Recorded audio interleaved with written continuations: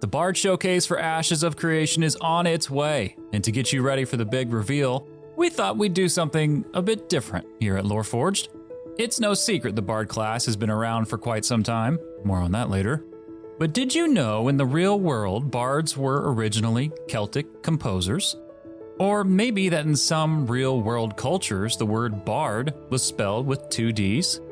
As we excitedly await the reveal of the Bard class in Ashes of Creation, today we're going to take a look at the real-life history of Bards, their fantasy/gaming counterparts, and why we love them so much for Ashes of Creation. Let's, for a moment, take a step back in time. A time when many folks struggled to read and many histories were passed down through poetry and song. Enter the Bard. Bards were incredibly special, particularly in Celtic tradition. These minstrel poets often used the harp to celebrate the achievements of chiefs and warriors. What was incredibly unique was how they were committed to verse historical and traditional facts, laws, and even religious precepts. In Welsh society, a bard was a poet in profession, often employed to compose poems for their lord.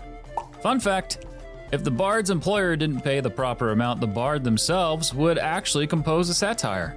I can't imagine a bard like that keeping their head between their shoulders.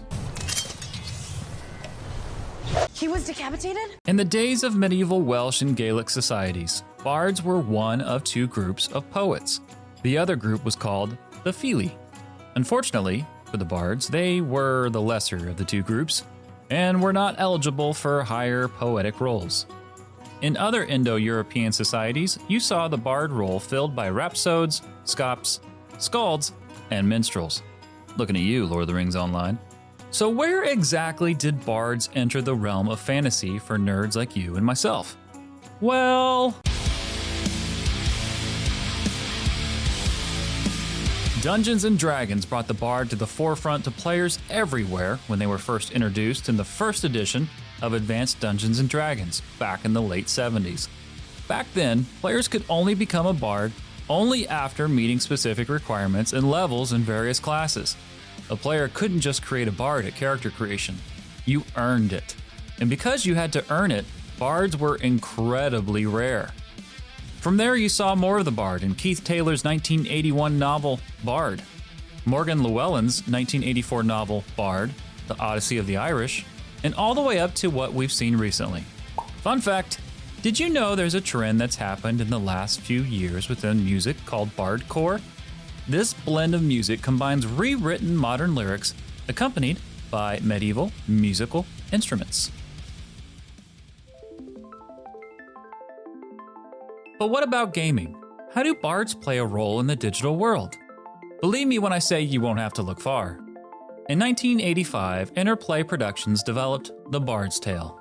This dungeon crawler saw players exploring dungeons, solving riddles and puzzles, and of course, finding loot.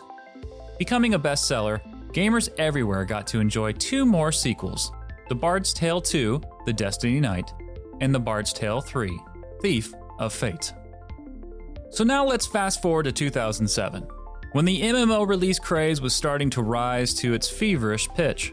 World of Warcraft had just launched 3 years prior, and developers everywhere wanted to copy the success that WoW had brought to the MMORPG market.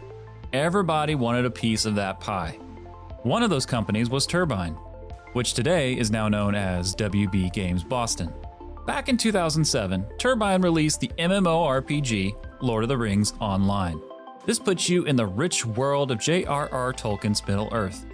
Players could play various classes, but I'll never forget playing a class I never heard of, let alone played. And that class was a bard, known officially as the Minstrel.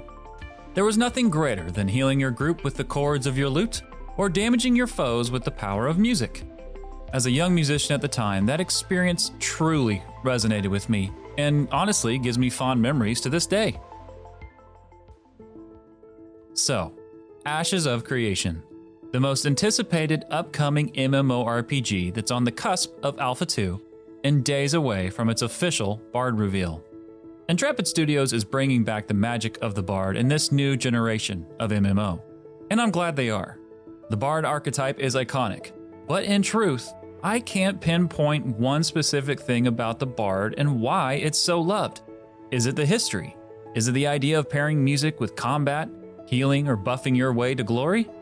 I think the reason the Bard is so loved is really, and truthfully, different for everybody. For me, I'm a musician, so it resonates. It hits home.